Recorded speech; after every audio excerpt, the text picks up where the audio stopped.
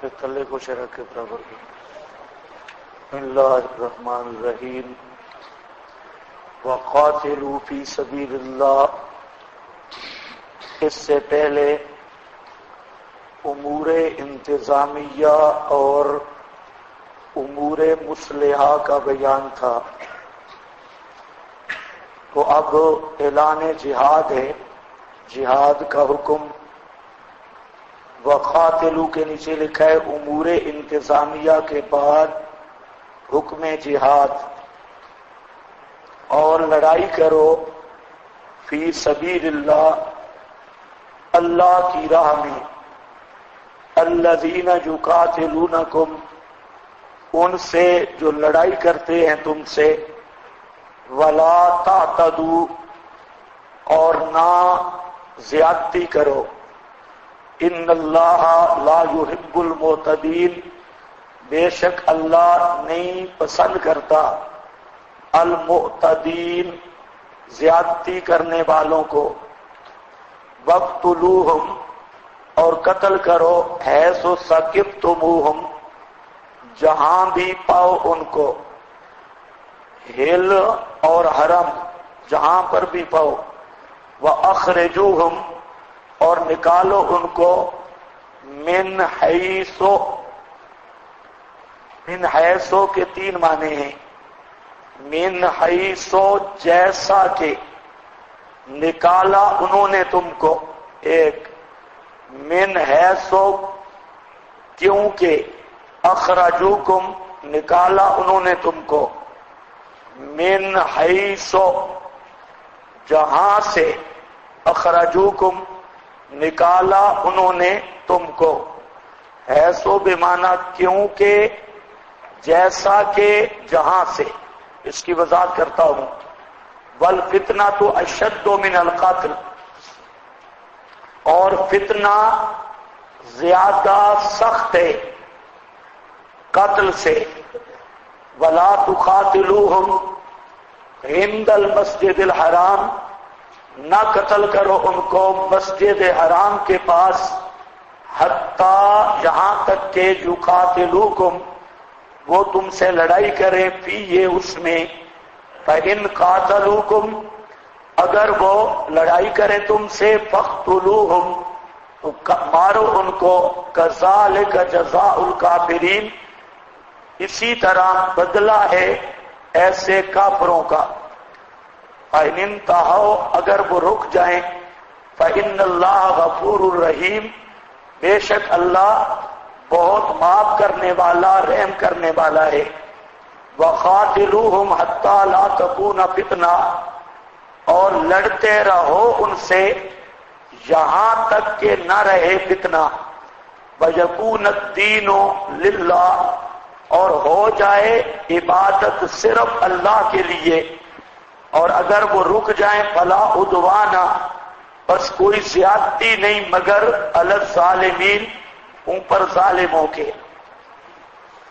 وقاتلوا فی سبیل اللہ، اور لڑو اللہ کی راہ میں. فی سبیل اللہ کیجئے قید مقصودی ہے. فی سبیل اللہ مقصودی قید ہے، اور اس میں ساری روح جہاد کو اللہ نے اس لفظ کے اندر جمع کیا. فی سبیل اللہ. سارے دفتر کتابوں کے لکھتے رہو، لیکن تمام حکمتیں اور تمام روح جہاد وہ اس جملے میں ہے. فی سبیل اللہ، اللہ کی راہ میں لڑو.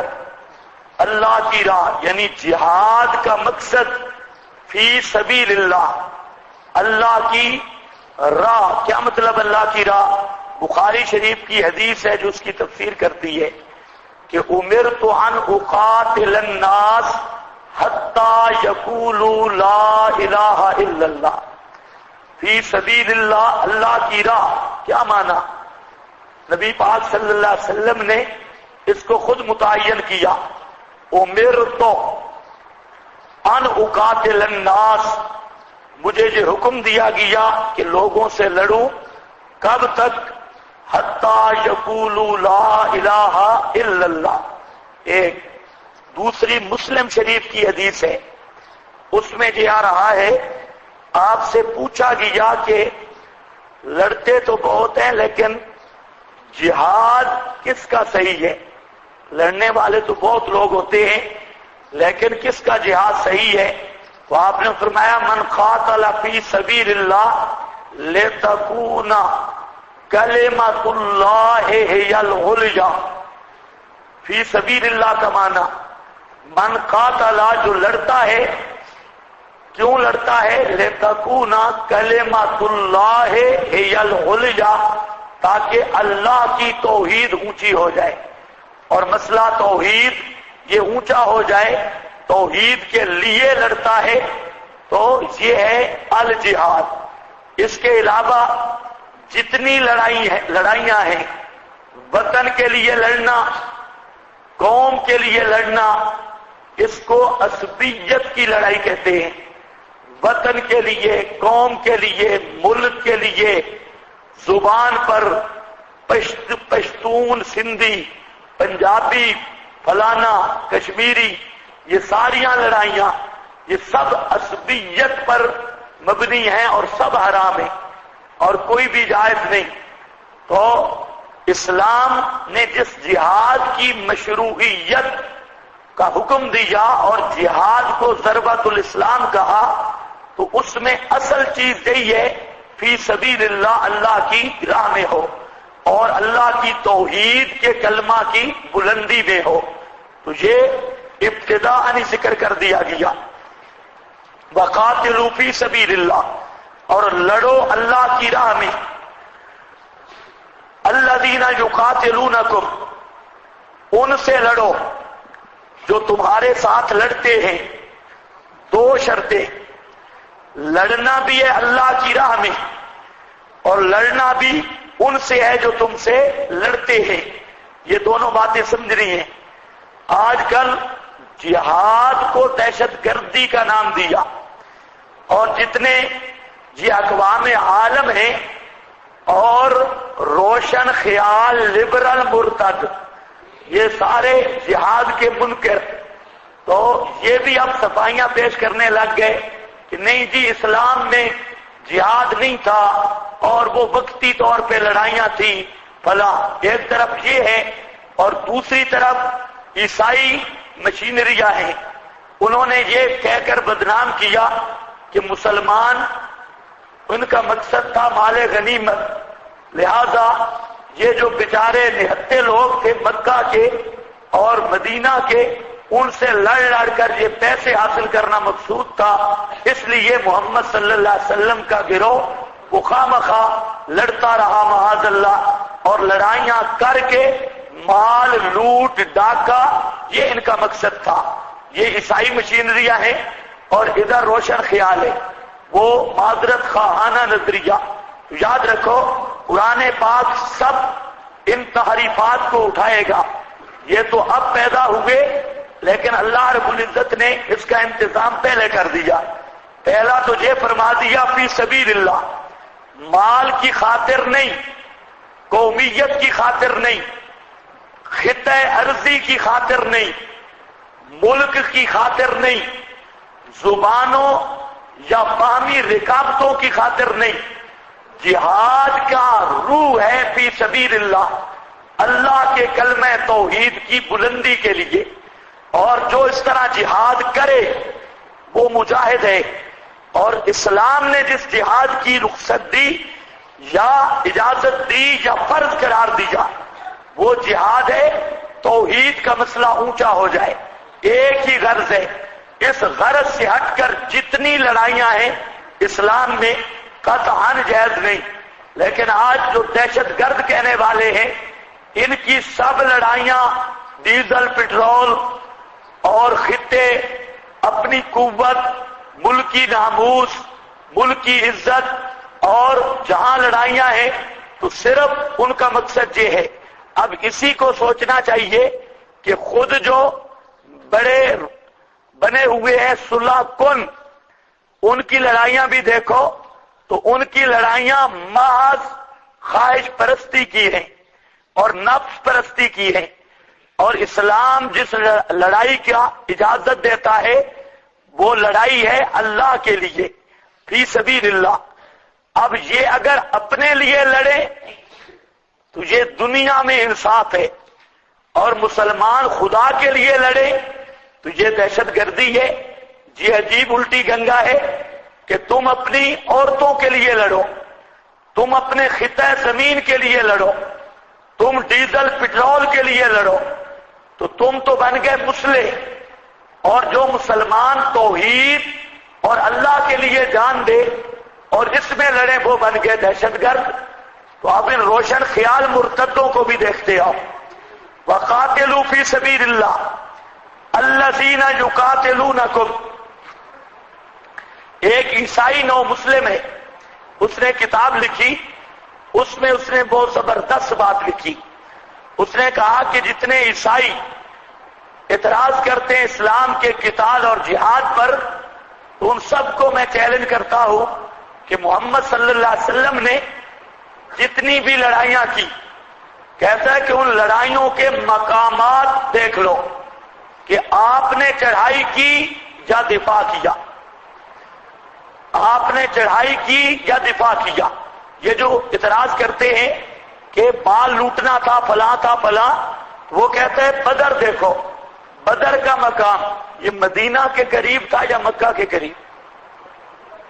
مدینہ کے قریب ہے۔ اب ابو جہل کو کس نے کہا تو ادھر آپ مار کھانے کے لیے؟ وہ مظلوم تو تب ہوتا نا، تو ہمارے نزدیک تو پھر بھی نہیں تھا کہ اسے گھر میں مار دیا جاتا، لیکن وہ خود پنگا لینے آیا نا بدر میں، اور اتنی چڑھائی کر کے آیا، تو بدر تو مدینہ کے قریب ہے۔ احد کی لڑائی جو تھی وہ جنگ احد وہ بھی مدینہ کے قریب ہے۔ احزاب کی لڑائی تھی تو احزاب کی لڑائی تو خود مدینہ کا گھیراؤ تھا۔ تو جتنے بڑے بڑے جہاد ہیں ان میں تو مشرک آئے ہیں خود مار کھانے کے لیے۔ تو اس میں مسلمانوں کا یا صحابہ کا کیا قصور بنتا ہے، یا یہ الزام کہ وہ صرف لوٹ مار کرنے والے تھے؟ تو معلوم ہوتا ہے کہ اسلام پہ اعتراض کرنے والے یہ کھوپڑیوں میں انسانی دماغ بھی نہیں رکھتے، ورنہ اسی بات کو سوچ لیتے کہ بدر کی لڑائی میں چڑھائی کس نے کی، احد کی لڑائی میں کون بدماشی کر رہا تھا، اور احزاب میں کس نے گھیراؤ کیا مدینے کا۔ تو اب اپنے ان بڑوں کی فکر لگی ہے کہ مسلمانوں نے بڑی زیادتی کی۔ تو بہرحال اب دیکھ لیں یہاں پر جو ذکر ہو رہا ہے اس میں فرمایا کہ لڑو، قاتلو، لڑو، الذین یقاتلونکم، ان سے جو قتال کرتے ہیں تم سے۔ اس میں بہت بڑا قانون جہاد آ گیا، یقاتلونکم، جو تم سے لڑتے ہیں۔ اسی سے حضرت ابو بکر صدیق رضی اللہ تعالیٰ عنہ انہوں نے استدلال کیا، اور تمام مفسرین نے، کہ بلکہ نبی پاک علیہ السلام کی اپنی احادیث میں موجود ہے، فرماتے ہیں کہ یقاتلونکم سے مراد جو ان کے مرد ہیں بالغ اور تمہارے ساتھ لڑائی کر سکتے ہیں ان کو مارو، باقی رہ گئی عورتیں، عورتوں کو نہ مارو، بچوں کو نہ مارو، بوڑھوں کو نہ مارو۔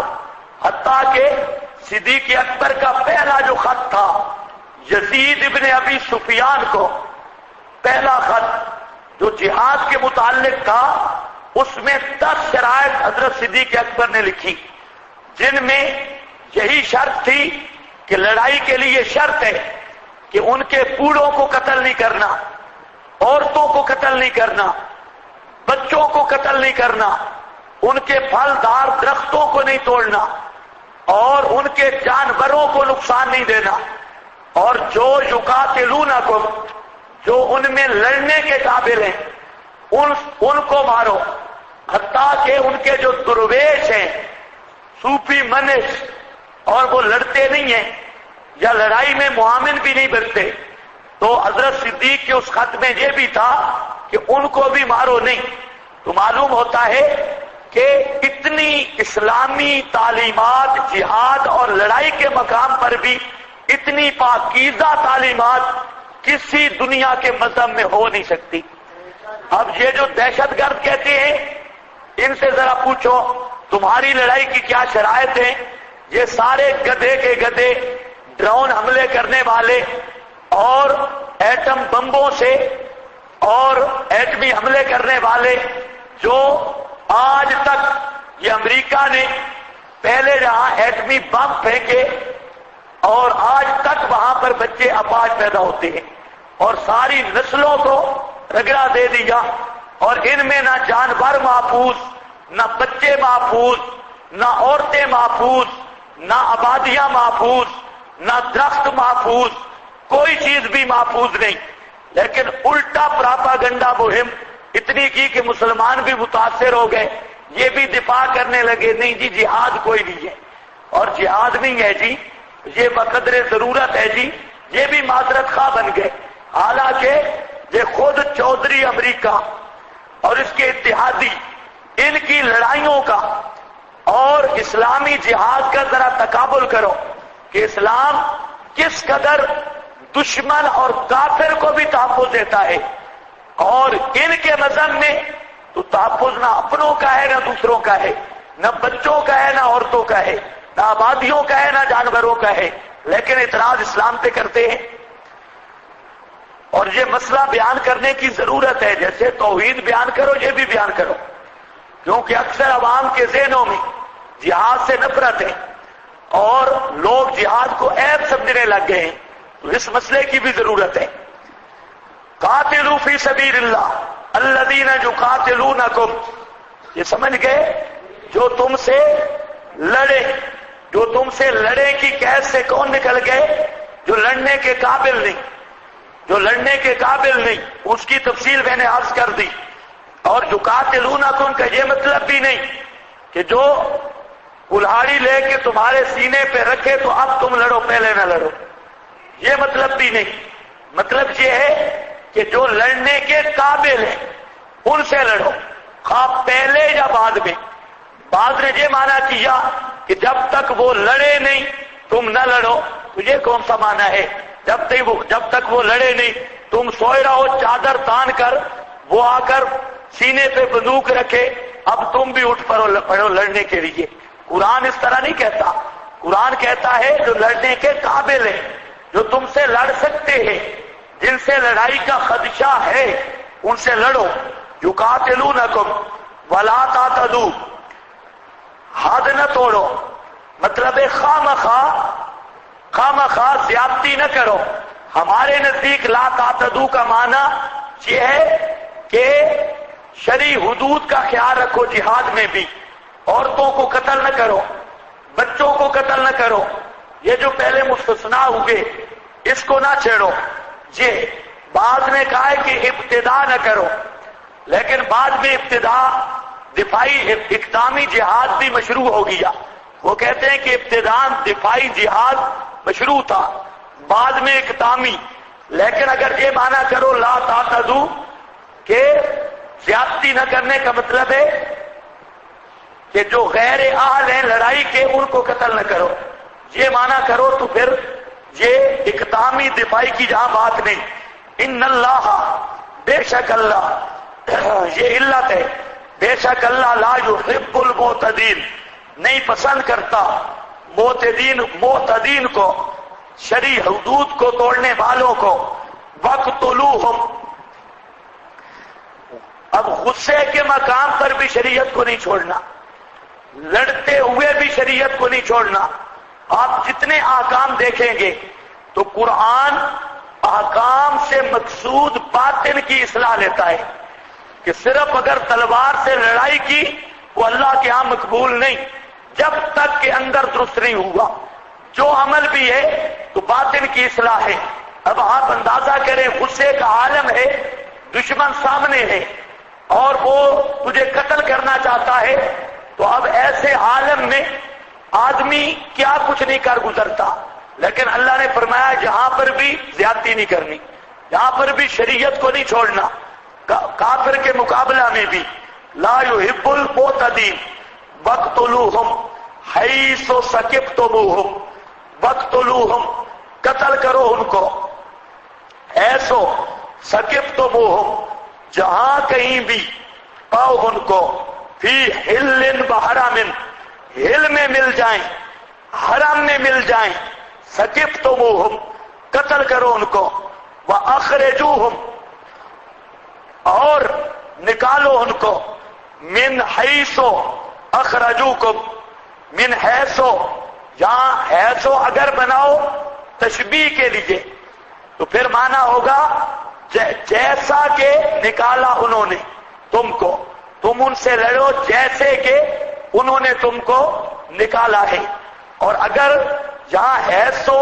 تعلیلیہ بناؤ بیان علت کے لیے تو پھر معنی ہوگا من حیث کیونکہ حیث ہوگا کیونکہ کے معنی میں اگر یہ دونوں معنی کیے تیسرا معنی مفسرین نے کیا حیث یہ ظرف ہے ظرف اب اس کے مطابق معنی ہوگا اخرجوہم من حیث اخرجوکم نکالو ان کو جہاں سے نکالا انہوں نے تم کو قرآن کی تفسیر سے اس وقت تک مس نہیں ہو سکتی جب تک ایک آیت کو متعدد معنی پر معمول نہ کر سکو یہ ضابطہ ہے قرآن کا فہم تب حاصل ہوتا ہے کہ آیت کے متعدد معنی معلوم ہو صرف ایک پہ نہ جمے رہو جہاں کتنے معنی آگے 3 اخرجوکم نکالا انہوں نے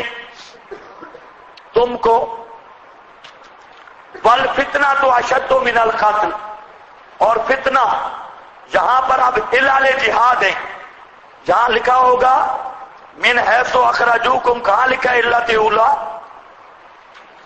یہی ہے اخرجوکم کے نیچے علت اول پہلی علت جہاد کی والفتنہ تو اشد من القتل اور فتنہ مراد فتنہ سے جہاں شرک ہے علت دوم اور جو شرک ہے اشد من القتل یہ سخت ہے قتل سے یہ سوال اور اعتراض کا جواب ہے اللہ نے فرمایا کہ مارو ان مشرکوں کو اس پر سوال تھا کہ مشرک ہیں لیکن انسان تو ہیں انسانی جان تو قیمتی ہے پھر ان کو قتل کرنے کا حکم کیوں دیا اللہ فرماتے ہیں ہاں انسان کو قتل کرنا یہ بھی ایک چیز ہے لیکن ایک ہے شرک کرنا شرک والا فتنہ یہ قتل سے بڑا فتنہ ہے قتل سے بڑا فتنہ ہے نقصان تو ہے قتل انسانیت بھی لیکن جو شرک کا فتنہ ہے یہ قتل انسانیت کے فتنہ سے بھی بڑا ہے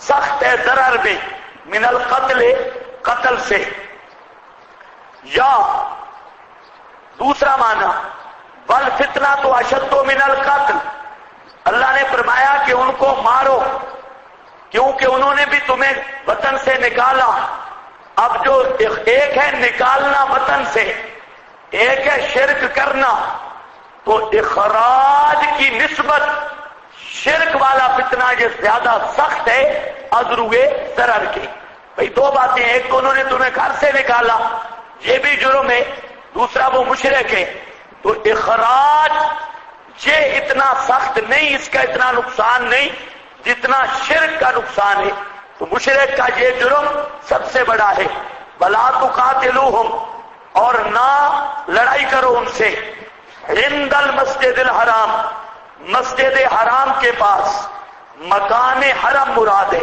پورا مکان حرم سارے حرم میں حتیٰ یقاتلوکم فیہ حتیٰ کہ وہ خود لڑے تم سے فیہ اس میں تو یہ حتیٰ غایت کے لیے ہے عدم القتال فی الحرم کی انتہا غایت ان کا لڑنا ہے مطلب ہے کہ ابتداءً تم حرم میں نہ لڑو کیونکہ حرم میں لڑنا احترام حرم کے خلاف ہے لیکن اگر مشرک چھوڑتے نہیں تو پھر کوئی مسئلہ نہیں ان قاتلوکم اگر وہ لڑے تم سے فقتلوہم مارو ان کو کذالک جزاء الکافرین اسی طرح بدلہ ہے الکافرین ایسے کافروں کا جو حرم میں بھی لڑتے ہیں اگر وہ حرم کے اندر لڑے تم بھی لڑائی کرو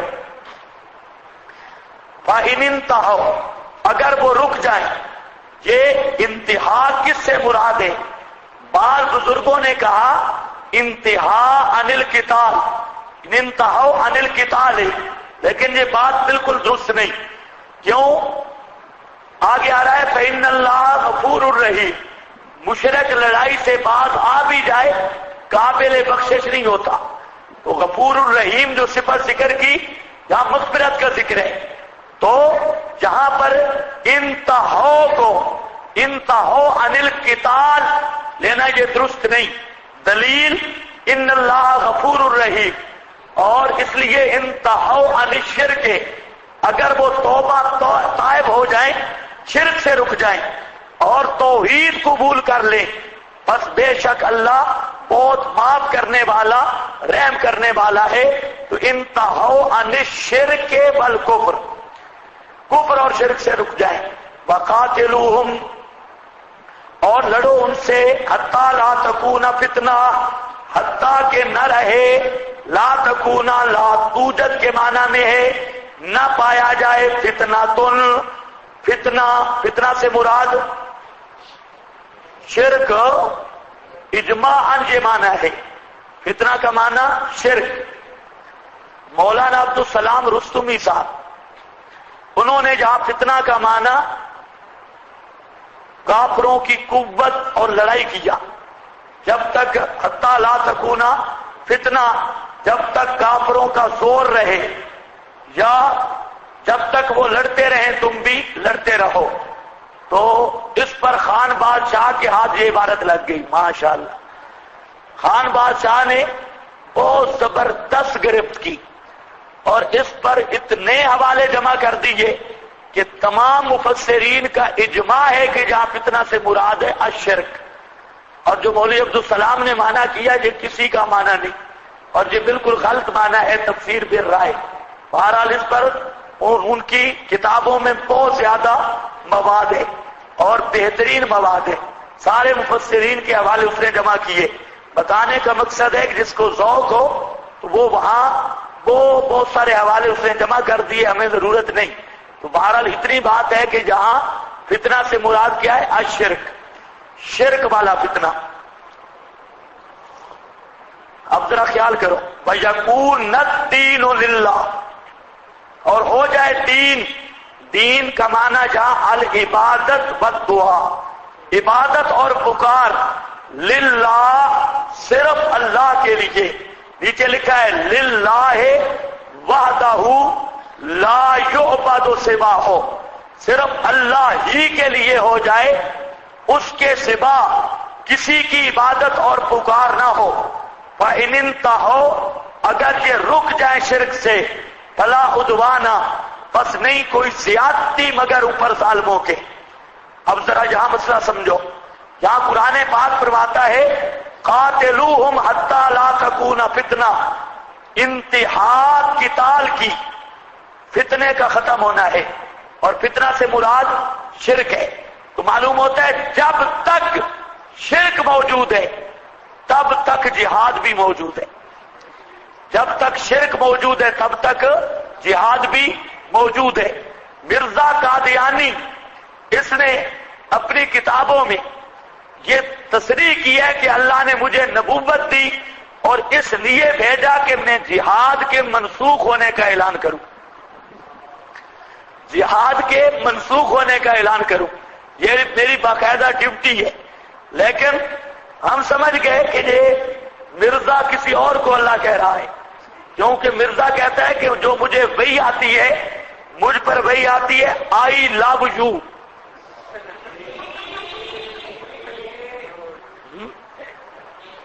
مرزے کی وحی ہے آئی لو یو.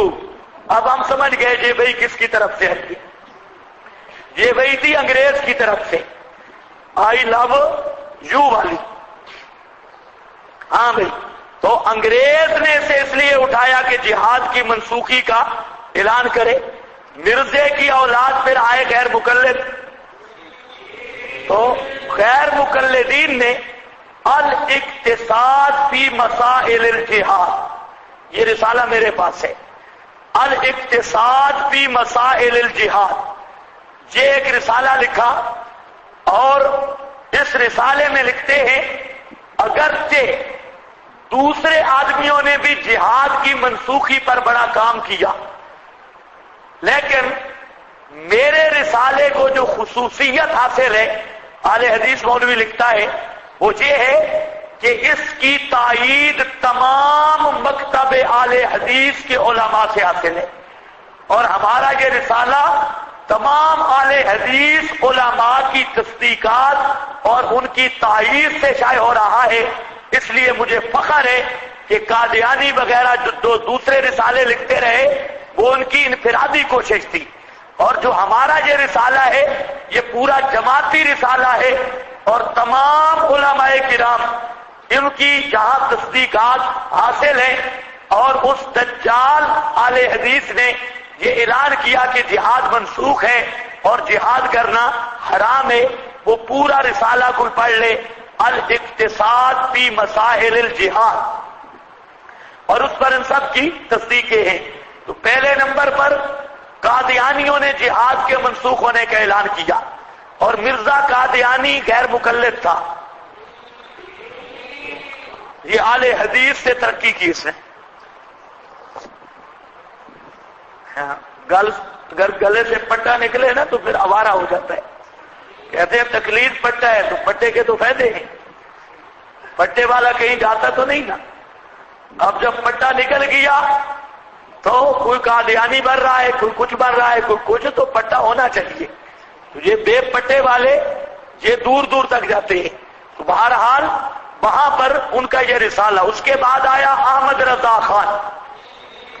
احمد رضا خان نے بھی کہا اعلام الاعلام بأن ہندوستان دار الاسلام، یہ رسالہ لکھا اعلام الاعلام بأن ہندوستان دار الاسلام، یہ اعلی حضرت کا رسالہ ہے۔ اعلی حضرت دونوں کا باپ ثابت ہوا، غیر مقلدوں کا بھی قادیانیوں کا بھی۔ اس نے بھی صاف کہہ دیا کہ کوئی جہاد شہاد نہیں۔ اسی فتوے پر اعلی حضرت کے بیٹے نے اور فتویٰ دیا، حامد رضا خان نے، اس نے التواء الحجہ کے نام پر ایک رسالہ لکھا کہ جہاد بھی کوئی نہیں، اور جب تک کعبۃ اللہ پر وہابیوں کا قبضہ ہے حج بھی کوئی نہیں، حج فرض نہیں۔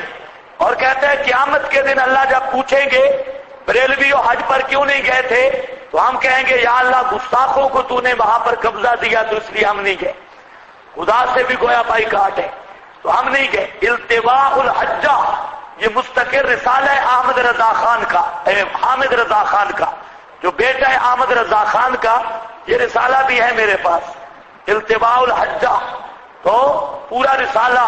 تو بہرحال اعلام الاعلام بأن ہندوستان دار الاسلام یہ اعلی حضرت کی کاوش ہے، لیکن قرآن کی آیت دیکھو اور پھر انصاف کرو۔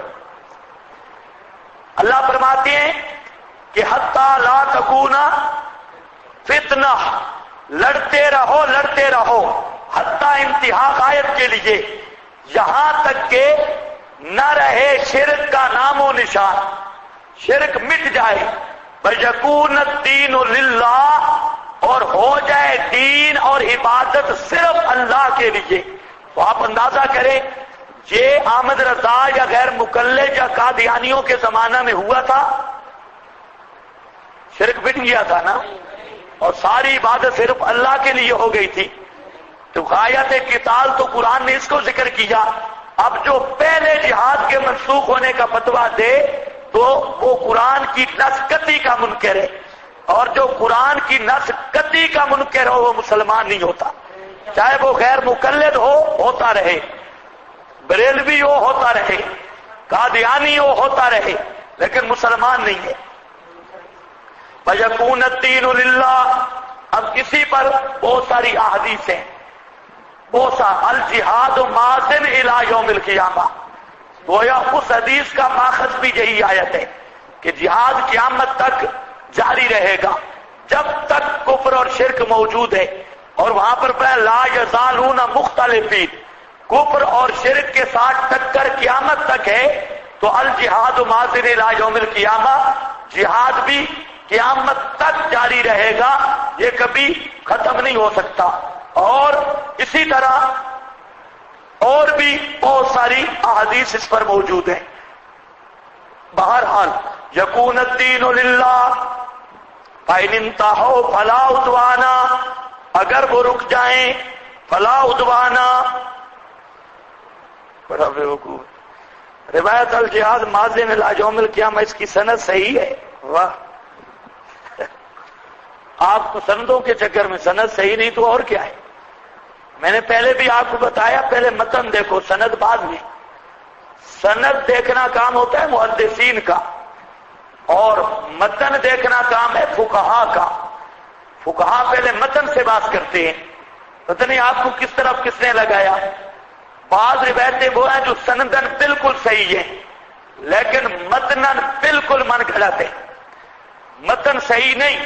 اور بعض روایتیں وہ ہیں جو سندن ضعیف ہیں لیکن متن مؤید بالقرآن ہے، تو تائید قرآن کے ساتھ وہ درست ہیں۔ محدثین کا جو فیصلہ ہے وہ تو سند پر ہے۔ اب سند کی انشاءاللہ بات آئے گی اپنے مقام پہ، جہاں موقع ہوا وہاں پر میں یہ بھی بتاؤں گا۔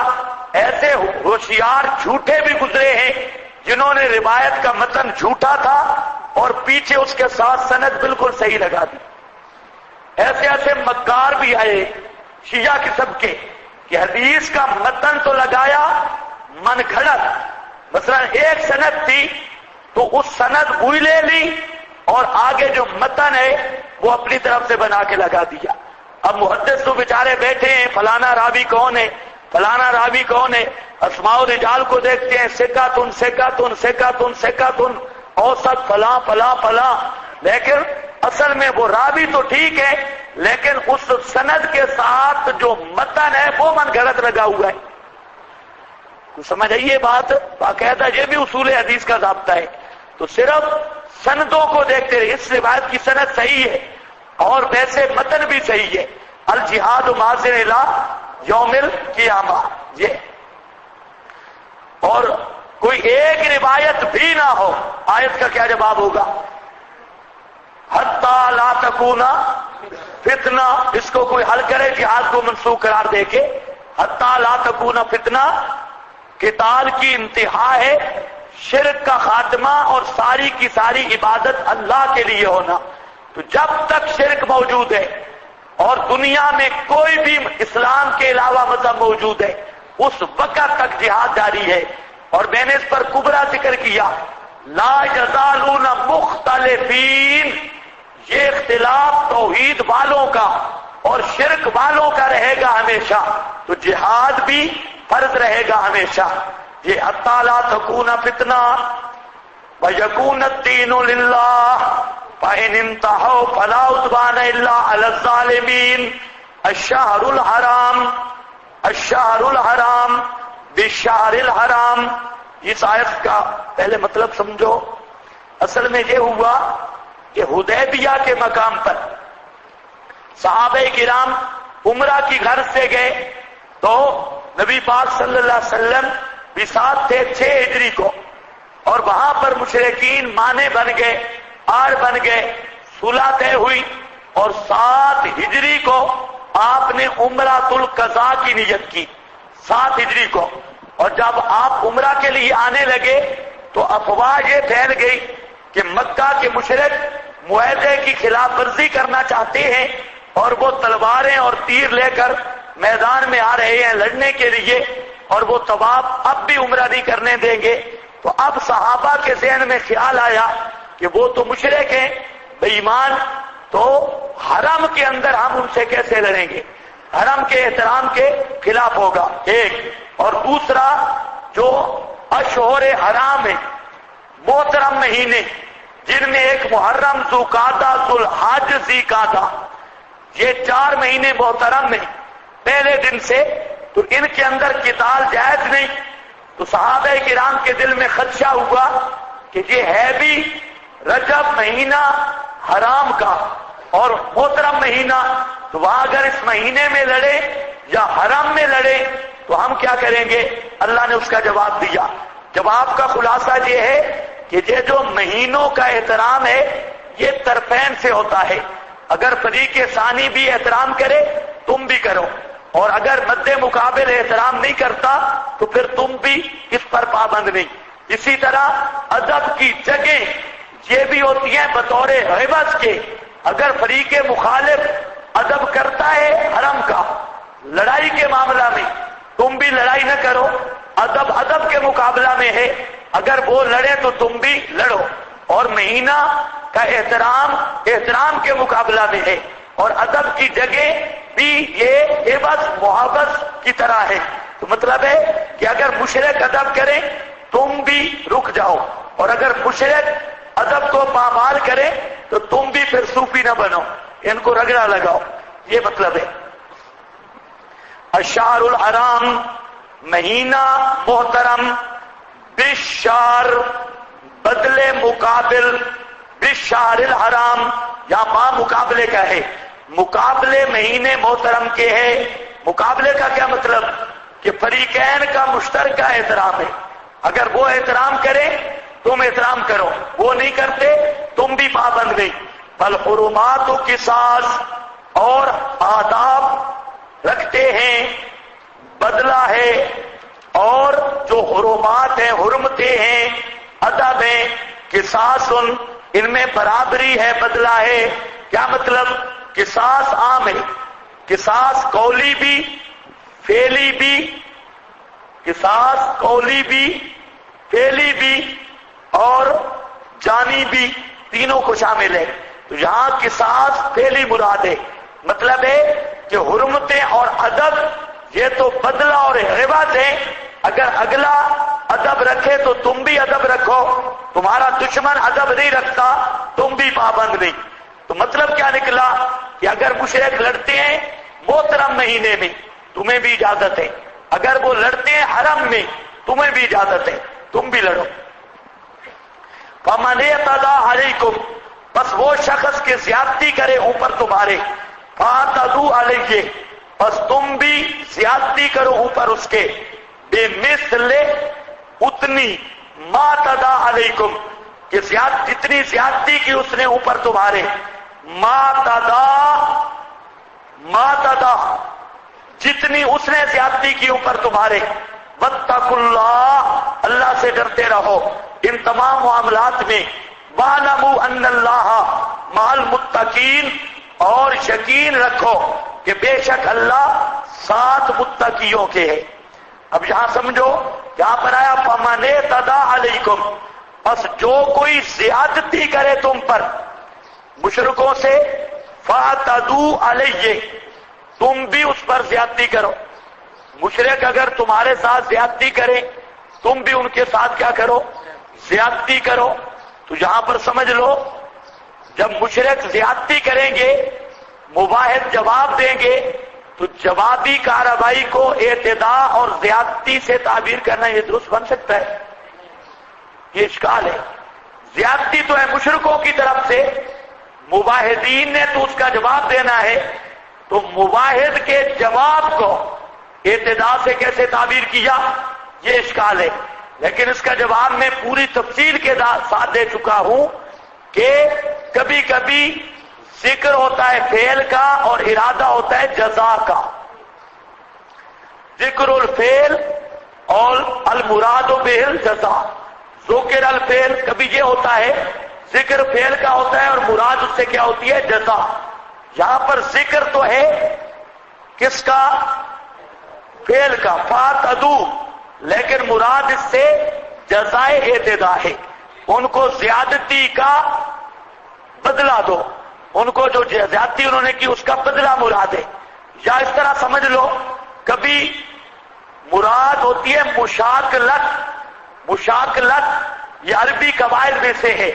مشاکلت کا مطلب ہے تعبیر بالمشاکلت، کہ لفظ تو وہی ذکر کر دیا جاتا ہے لیکن معنی میں فرق کیا جاتا ہے. جیسے استہزاء وہاں پر میں نے سمجھایا مکرو مکر اللہ، لفظ مکر کا آئے گا لیکن مراد میں فرق ہوگا. تو یہاں فَاعْتَدُوا عَلَيْهِ بطور مشاکلت کے اعتداء کا لفظ ذکر کیا، ورنہ جوابی کارروائی یہ ज्यादती नहीं है। बेमिसले 7 मिसल के, क्या मतलब, उतनी जितनी उन्होंने ज्यादती की ऊपर तुम्हारे। वत्तकुल्लाह, इससे बढ़ो नहीं, उतनी ज्यादती करो जितनी उन्होंने की। हमारे मियां वाली में 2 उलमाए किराम थे, तो एक आलिम था, वो मौलाना अब्दुल तौंसवी का मुरीद था, और दूसरा इशाती था। इनकी आपस में टक्कर हो गई, एक तबलीगी था, एक इशाती था। जो तबलीगी मौलवी था उसने कहा कि अल मुहन्नद में लिखा है कि नबी पाक अलैहिस्सलाम कब्र पे दुरूद सुनते हैं। जो इशाती था उसने कहा अगर अल मुहन्नद से निकाल दे तो फिर न निकल सका, तो फिर उसने कहा कि मैं अगर न निकल सका तो मैं आपको मुंह मांगा इनाम दूंगा, मैं निकाल के दूंगा। तो इशाती ने कहा कि फातू बिल मुहन्नद फतलूहा, मुहन्नद ले आ जरा पढ़। कहां है ये? अब उसने पढ़ी हुई नहीं थी, अल मुहन्नद को नाज़रे भी उसने पढ़ा हुआ नहीं था। तो अल मुहन्नद जब ले आया तो अल मुहन्नद में तुझे इबारत कोई नहीं है कि नबी पाक कब्र पे सुनते हैं, अल मुहन्नद शरीफ में ये मसले ही कोई नहीं। अब वो सामने रख के बैठ गया। तो यहां पर इसने कहा कि अब मैं मुंह मांगा इनाम दो, फला करो। तो तबलीगी को गुस्सा आया, उसने इसके जहां पर चंड लगाई मुंह पर, यह भी तरीका होता है जान छुड़ाने का। तो जब चंड मारी तो अब थप्पड़ लगाया, रोला पड़ गया, झगड़ा हो गया। अब एक मुंसिफ आया, उसने इंसाफ किया कि इसने तुझे जो थप्पड़ मारा तू भी मार। उसको कहा कि आप बिल्कुल अटेंशन होकर बैठे। वो बैठ गया। अब जो इशाती था इसने 2 लगाई, उसने 1 मारी थी, इसने 2। दरमियान में जो आदमी था उसने कहा अब आप बैठ जाएं, अब 2, 1 वो मारेगा। अब इसको बिठा दिया तो इसने 3 लगाई। तो ये किसास बढ़ता गया। ऐसा मामला ना हो बेमिसले मा एतना अलैकुम, उतनी ज्यादती कर सकते हो जितना अगला ज्यादती करे, यानी उतनी बदला दो। ये नहीं हो कि वो 1 मारे तुम 4 मारो, इस तरह नहीं। वत्तकुल्लाह, अल्लाह से डरते रहो। वालमू अन्नल्लाह मअल मुत्तकीन, देखा हुदूद, जिहाद, किसास, इन सब मामलात में असल बुनियाद तकवा और अल्लाह का डर है, इसलिए उसको बार बार जिक्र किया जा रहा है। वत्तकुल्लाह, अल्लाह से डरते रहो।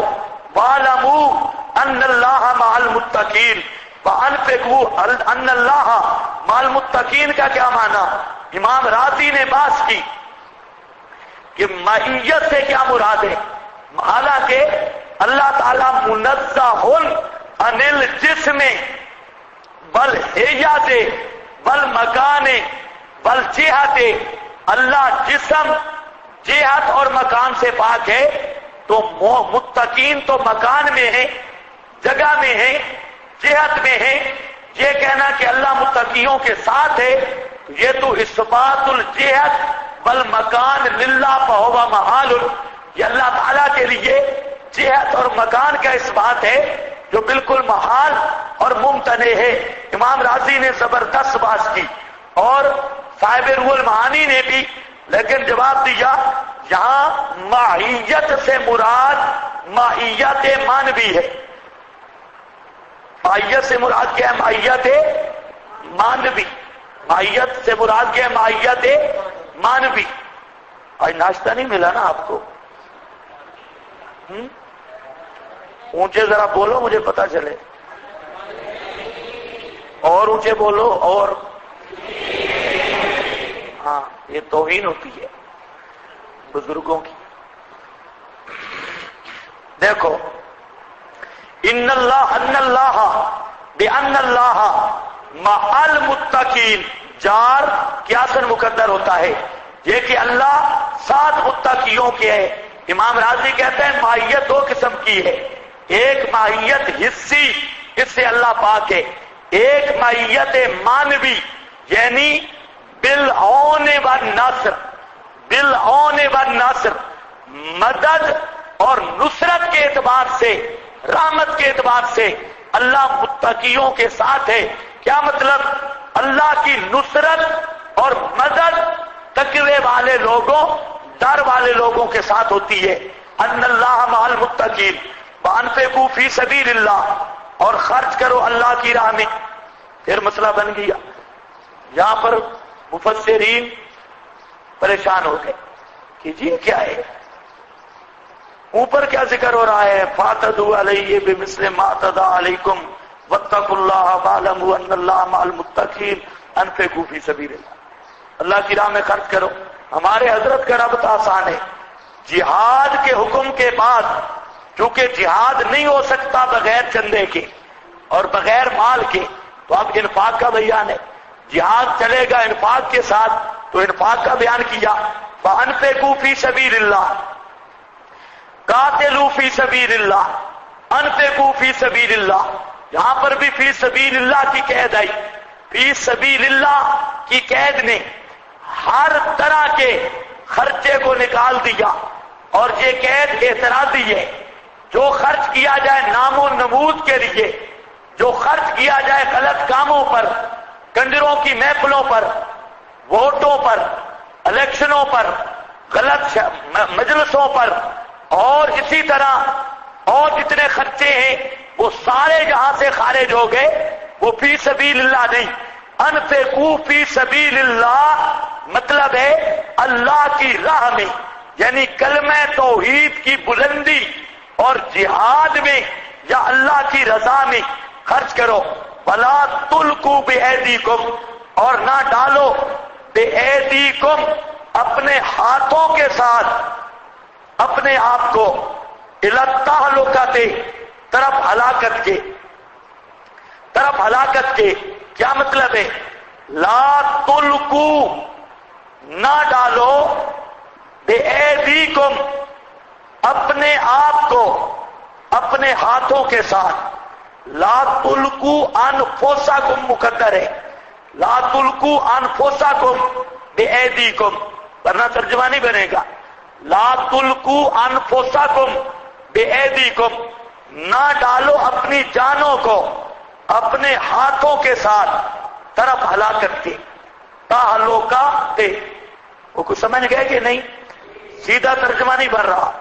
کیا معنی ہے؟ ولا تلقوا بأیدیکم الی التہلکہ، نہ ڈالو اپنے ہاتھوں کے ساتھ طرف ہلاکت کے۔ کس کو؟ انفسکم، اپنی جہاں کشاف والے نے یہی توجیہ کی ہے۔ کشاف والے نے بھی، ابن عطیہ نے بھی المحرر الوجیز میں یہی بات لکھی۔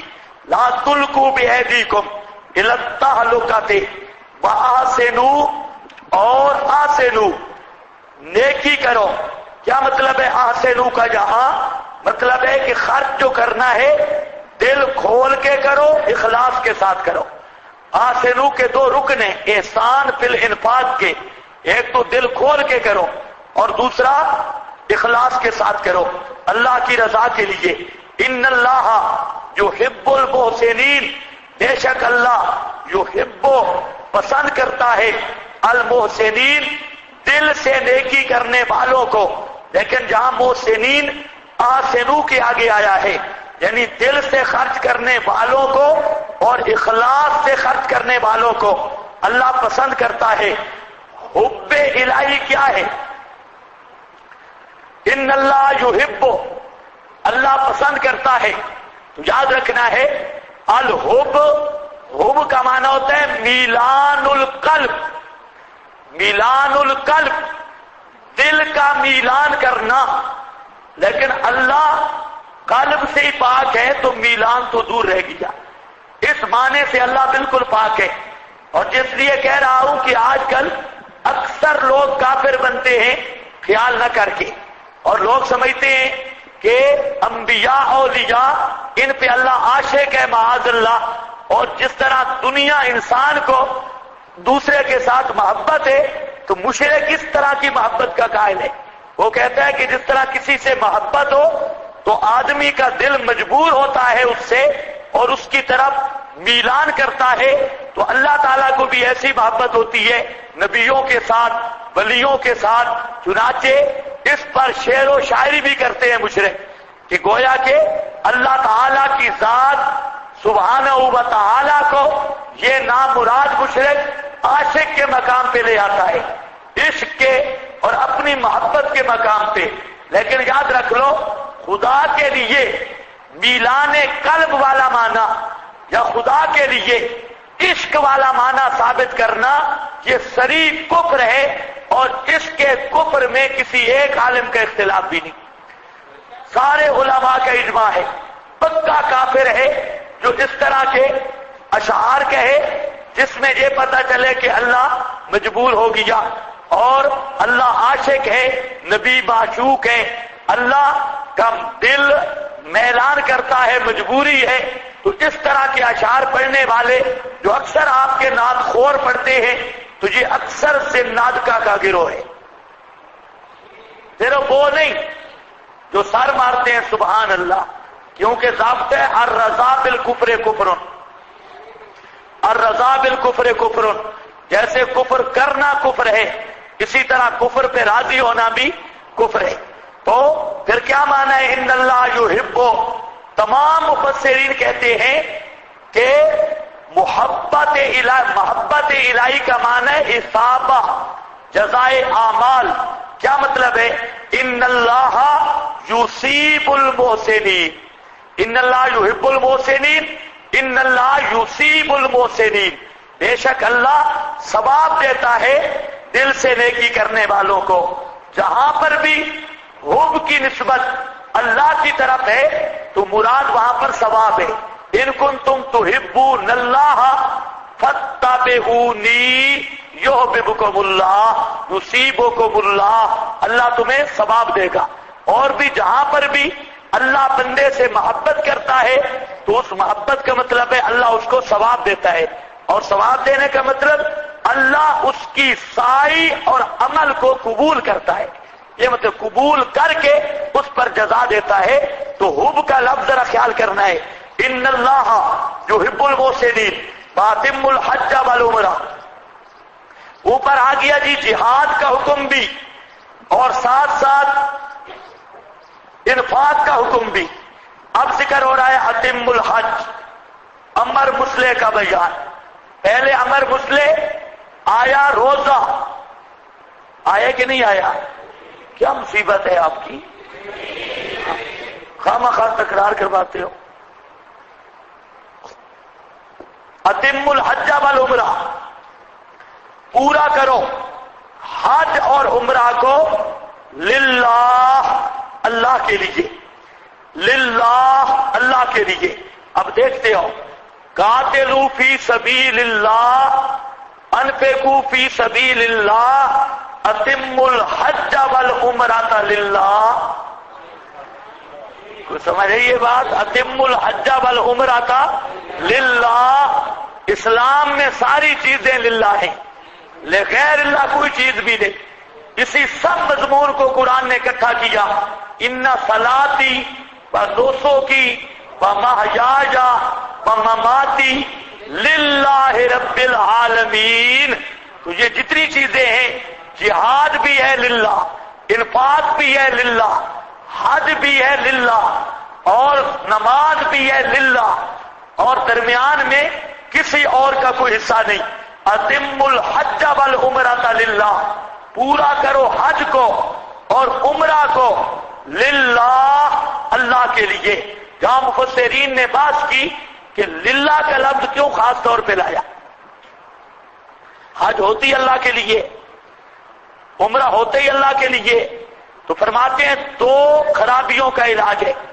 ایک تو یہ ہے کہ بہت سارے حاجی، آگے حاجیوں کی قسمیں آ رہی ہیں، بہت سارے حاجی حج پہ جاتے ہیں الحاج کہلوانے کے لیے، بہت سارے حاجی حج پہ جاتے ہیں، لیکن وہاں مقصد کیا ہوتا ہے؟ خرید و فروخت اور تجارت، سیر سپاٹا، چلنا پھرنا اور چسکا، یہ ہوتا ہے۔ فرمایا نہیں، للہ حج پہ جاؤ تو نیت خالص ہو اللہ کے لیے۔ ایک نمبر دو، مشرک نے حج والی عبادت بھی غیر اللہ کی، عمرے والی عبادت بھی غیر اللہ کی۔ اب اگر آپ تحقیق کریں، شیعہ جتنے ہیں بے ایمان، یہ خمینی کی قبر کا حج کرتے ہیں، خمینی شیطان کی قبر کا حج کرتے ہیں۔ اور اسی طرح یہ پچھلے دنوں یہ بھی عجیب مسئلہ ہے کہ ایران میں اشاعت التوحید و سنہ جتنی جماعت ہے وہ پاکستان میں نہیں ہے، ایران میں بہت زیادہ تعداد میں اشاعت التوحید ہے، بہت زیادہ۔ اور ایران میں جو شیخ الاسلام ہے اہل سنت کا مولانا عبدالحمید صاحب، وہ اشاعت التوحید کا امیر ہے ایران کا، اور مولانا عبدالغنی جاجروی رحمہ اللہ کا شاگرد ہے، اور وہاں وہ مکمل پڑھا ہے۔ یہ ابھی بعد میں کچھ الیاسی چیلے چانٹے وہاں گئے جہاں پڑھ کر، اصل میں آپ لوگ سست ہیں، یہ لوگ بہت ہوشیار ہیں۔ اب یہ جتنے اتحادی یا باطل ہیں یہ سمجھ چکے ہیں کہ میدان میں کھڑا ہونا ہمارے لیے مشکل ہے۔ انہوں نے اب دوسری تخریب کاری شروع کی، ہر جگہ پہ گئے، چند طالب علم لیے، ان کو 4 روایتیں رٹا کے 2 فتوے، مماتیوں کے پیچھے نماز نہیں ہوتی، اور وہ پھر ہر جگہ پہ فساد بچاتے ہیں۔ لیکن ہمارے ساتھی ان کو کوئی یہ جذبہ نہیں۔ اب انہوں نے چند لڑکے تیار کیے ایران کے، کراچی سے لیے، مدارس سے ادھر پڑھا کے بھیج دیے، جا کے وہاں مسئلہ حیات ممات بیان کرو۔ تو مولانا عبدالحمید صاحب کو پتا چلا، انہوں نے بلوایا اور بلا کر کہتے ہیں کہ یہ آخری دفعہ ہے، اس کے بعد اگر تم نے اپنی نانی حیات ممات جہاں چھیڑی نا تو برسر عام تمہیں قتل کرواؤں گا اور تمہاری لاشیں بھی جلوا دوں گا، یہ جس ابے سے پڑھا ہے اسی کے پاس جا کے بیان کرو، خبردار اس کے بعد بیان کرنا۔ تو وہاں پر پھر کوئی ساتھی وہ کہہ رہے تھے کہ دورہ ہو جی 10 دن کا، ادھر ہی مولانا عبدالحمید صاحب کے پاس پہلے بھی بیچارہ وہ کہتا رہتا ہے رد شیعت پر، تو ہمارا بھی پروگرام تھا کہ وہاں پر کتابیں شیعوں کی خوب ملیں گی۔ تو وہاں ایران کے ویزے کا مسئلہ ہے، مولوی کو ویزا نہیں ملتا، بہت مسئلہ۔ ایران کا ویزا 5 منٹوں میں اگر حاصل کرنا ہے، آپ لفظ بولیں زیارت، پوچھیں گے کس مقصد کے لیے جا رہا ہے، یہ زیارت کے لیے، بس ویزا دے دیں گے زیارت کے لیے۔ اور زیارت سے مراد کیا لیتے ہیں؟ حج۔ زیارت سے مراد کیا لیتے ہیں؟ الحج۔ اور ان شیعوں کی جو حج ہوتی ہے یا زیارتیں ہیں وہ ایران میں ہیں اور عراق میں ہیں، نجف اشرف، کربلا معلی۔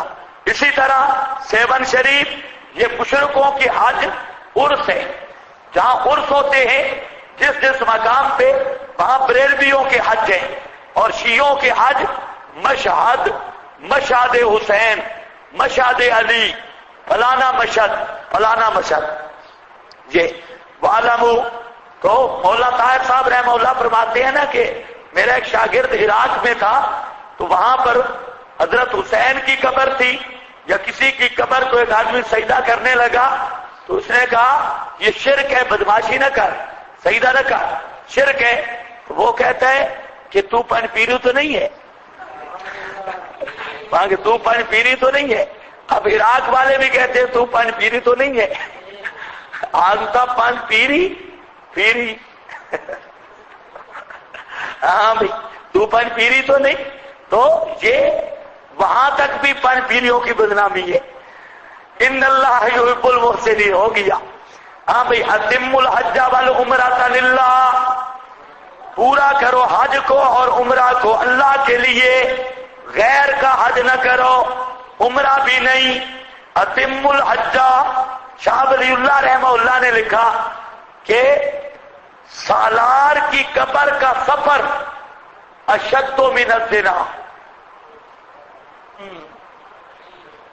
سمجھ آئیے؟ چلو آئے گا شد رحال کا مسئلہ، یہ قبروں کا حج اور یہ سفر شد رحال کے، یہ مشرکین کا حج ہے، اس لیے للہ ذکر کیا کہ مواحدو حج کرو صرف اللہ کا اور عمرہ بھی اللہ کا۔ فَإِنْ أُحْصِرْتُمْ، اب قرآن قانون کی کتاب ہے، یہاں پر آپ کی پوری ہدایہ قدوری ساری کتابیں یہاں سے نکلی ہیں، اتم الحج والعمرۃ للہ. ہاں بھائی، فإن أُحْصِرْتُمْ، یہ آ گیا باب الاحصار. اتم الحج میں ایک باب آ گیا، کتاب الحج پہ چل رہی ہے. فإن أُحْصِرْتُمْ، اگر تم روک دیے گئے، فَمَسْتَيْسَرَ مِنَ الْحَدْيِ، فَمَسْتَيْسَرَ کیا مطلب؟ فَعَلَيْكُمْ مَسْتَيْسَرَ مِنَ الْحَدْيِ، بس اوپر تمہارے جو آسان ہے. کیا چیز آسان ہے؟ من الحدج، یہ بیان ہے مستیسرا کا، اس کی تفسیر ہے. بلا تالکو رؤوسکم، بس نہ منڈاؤ اپنے سروں کو، حتی یبلغ الحدج محلہ، حتیٰ کہ پہنچ جائے ہدی. ہدی خاص جانور ہے، ہدی نام ہے کعبۃ اللہ کی قربانی والے جانور کا. الحد اسم خاص، یہ خاص نام ہے، اور کعبۃ اللہ کی قربانی کے جانور کا. محلہ، حلال ہونے کو، حلال ہونے کی جگہ کو.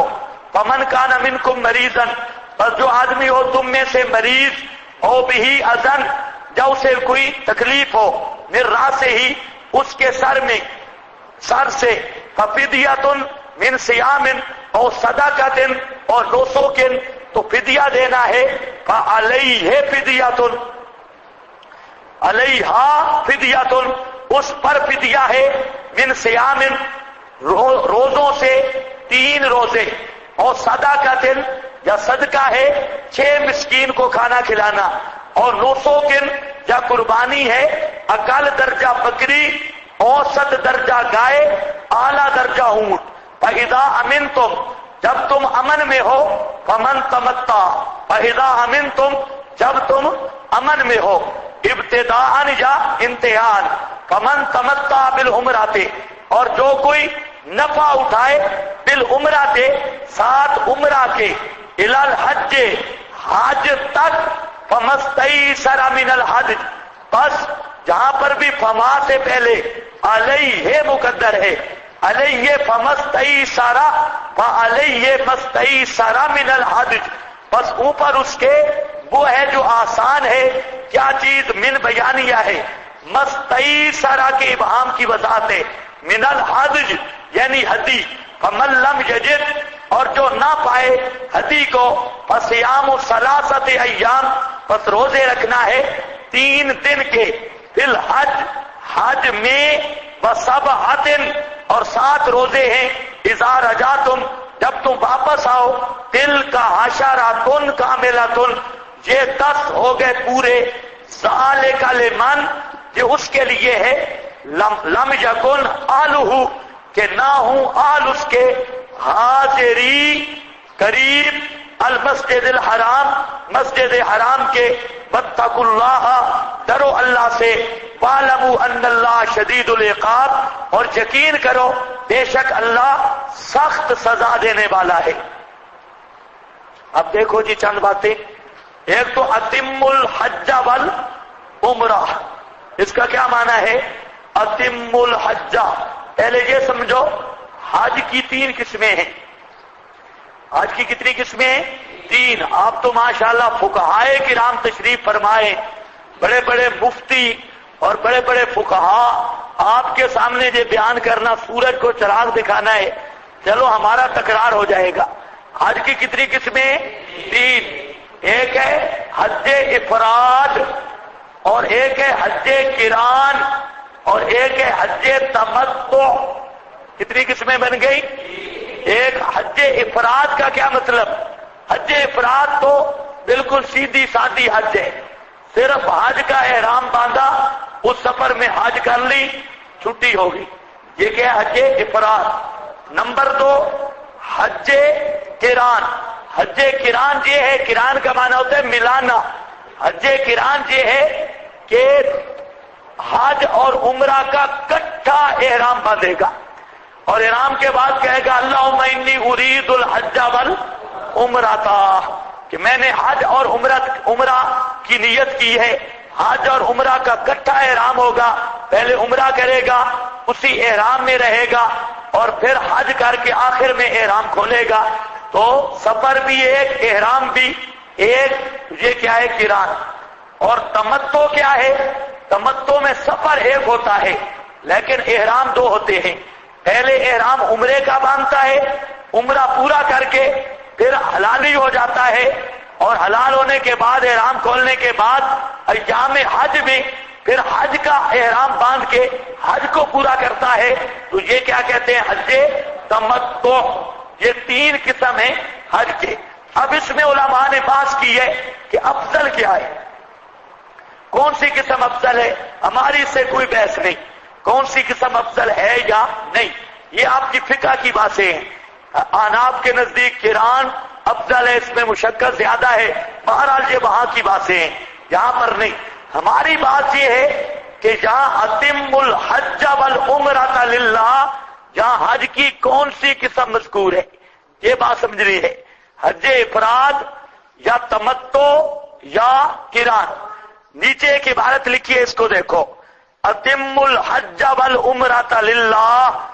عام مفسرین اس سے مراد کیا ہے؟ صرف حج اور صرف عمرہ لیتے ہیں. تو کون سی حج بنے گی؟ افراد والی، مفرد بالحج وہ لیتے ہیں. اور آگے آؤ جی، من تمتع. یہ من تمتع اس سے کیا مراد لیتے ہیں؟ قران. تمتع بالعمرۃ الی الحج، اس سے تمتع بعد میں لیا، بعد میں سے کیا لیا؟ قران. حاشیہ بھی دیکھو پھر میں اس کی تفسیر کرتا ہوں. عام مفسرین نے اس جگہ سے مراد صرف حج و عمرہ مراد لیا، اور قران و تمتع کو من تمتع سے نکالا اور اوپر آگے. لیکن علامہ انور شاہ صاحب رحمہ اللہ اس توجیہ کو نہیں مانتے. علامہ انور شاہ صاحب رحمہ اللہ فرماتے ہیں کہ قران جو ہے، بلکہ لکھا ہے جہاں، اس سے مراد قران لیا ہے، اور اگلی آیت میں صرف تمتع مراد لیا ہے. علامہ انور شاہ صاحب نے یہاں جو اتم الحج والعمرۃ للہ، یہاں سے قران مراد لیا، کیونکہ کہتے ہیں الباب لمطلق الجمع. واو کا ضابطہ ہے کہ یہ مطلق جمع کے لیے ہے، ترتیب کے لیے نہیں. تو حج اور قران میں کیا ہوتا ہے؟ حج اور عمرہ کا احرام اکٹھا ہوتا ہے، حج اور عمرہ کا احرام اکٹھا ہوتا ہے. اور واو کا تقاضا قران عدم قران کا نہیں ہے، یہاں اکٹھا بھی ہو سکتا ہے، جدا بھی ہو سکتا ہے. لیکن علامہ صاحب فرماتے ہیں کہ جہاں سے مراد قران ہے. اور اگلی جو آیت ہے من تمتع بالعمرۃ الی الحج، علامہ صاحب فرماتے ہیں، علامہ انور شاہ صاحب، اس سے قران مراد لینا لفظ اس کی حمایت نہیں کرتے، قرآن پاک کے لفظ. کیونکہ آپ ذرا لفظ دیکھیں، وہاں پر ہوتا ہے نا فمن تمتع بالعمرۃ مع الحج، پھر تو بات بن سکتی تھی کہ قران میں دونوں کا احرام ایک ہوتا ہے. لیکن جہاں ہے جو نفع اٹھائے ساتھ عمرہ کے طرف حج کے، طرف حج کے، یعنی عمرہ کے تمتع کی انتہا کیا بنایا؟ الال حج، حج تک، حج تک. تو معلوم ہوتا ہے کہ حج علیحدہ ہے اور عمرہ علیحدہ ہے، ایک احرام نہیں ہے. یہ الہ غائب کے لیے ہے نا بزرگوں، یہ الہ بتا رہا ہے شروع کرے گا عمرہ. لیکن قرآن میں کیا ہوتا ہے؟ عمرہ اور حج. اللہم انی ارید الحج والعمرہ، تب وہاں اکٹھا ہوتا ہے حج اور عمرہ. اور یہاں تمتع میں کیا ہوتا ہے؟ پہلے عمرہ اور بعد میں اسی سفر کے عمرہ سے نکل جاتا ہے کس کی طرف؟ حج کی طرف. تو علامہ انور شاہ صاحب فرماتے ہیں کہ لفظ الہ بتا رہا ہے کہ جہاں تمتع اصطلاحی مراد نہیں، تمتع بمعنی لغوی نفع اٹھانا، اور اس سے مراد کیا ہے جی؟ حج تمتع، تمتع شرعی. ہاں میں نے غلط کہہ دیا. علامہ صاحب کے نزدیک تمتع اصطلاحی، اور عام مفسرین کے نزدیک تمتع لغوی اور مراد قران ہے. یہ الی الحج فمستیسر. باقی کچھ اختلاف ہیں. یبلغ الحدی محلہ، کہ وہاں پر ہدی پہنچے گی ذبح ہونے کے مقام پر محل مراد حرم ہے، حدود حرم میں، تو باقی یہ مسئلے کہ موثر کون ہوتا ہے یہ فقہ کے مسائل ہیں۔ امام شافعی رحمہ اللہ کے نزدیک احصار کیا ہے، احناف کے نزدیک احصار کیا ہے، یہ ساری تفصیلیں فقہی ہیں، اس کا جہاں تعلق ہی نہیں۔ محلہ فمن کان منکم مریضا او بہ اذن، جو آدمی مریض ہو یا اس کے ساتھ تکلیف ہو یعنی زخم ہو یا جوئیں پڑ جائیں، بھئی کافی ٹائم ہوتا ہے نا وہاں پر غسل نہیں کرنا ہوتا، تو کوئی بڑے بالوں والی سرکار وہاں پہنچ جائے اور وہاں پر ساری مٹی سر بھرا ہوا اور ساری جوئیں پڑ جائیں، جوئیں سمجھتے ہو کہ نہیں سمجھتے؟ ہاں، بریلویوں کا ایک دربار ہے جوؤں والی سرکار ماشاءاللہ، اور اس کے بارے میں مشہور ہے کہ وہاں پر پیر نے غسل کیا اور اس کے سر کی جوئیں وہاں تالاب میں گری تو ان میں اتنی برکت تھی کہ بعد میں بڑھتی پورے کٹے جتنی ایک جو بن گئی، بھینسے جتنی جو مار۔ بریلویوں کے پیر بھی عجیب مخلوق ہے۔ بریلویوں نے لکھا ہے کہ اللہ والا تھا، اس کی مونچھیں بڑی تھی اور مونچھیں جہاں تک آتی تھی، داڑھی کے ساتھ ملی ہوئی تھی۔